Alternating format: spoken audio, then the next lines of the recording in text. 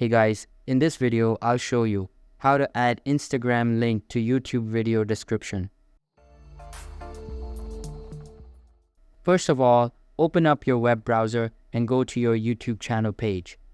After that, in order to add Instagram link, first copy the Instagram link and add it to your video description. You can copy Instagram link by searching in new tab like instagram.com/username and then /again. Once you copied the Instagram link, locate your video in which you want to add Instagram link. Now click on this pencil icon and you will be redirected to this page. Here, go to your video description, leave some space and then type Instagram. After that, paste the Instagram link and then click on save. That's it. So that's all for this video. If this video was helpful, don't forget to subscribe and hit the like button. Thanks.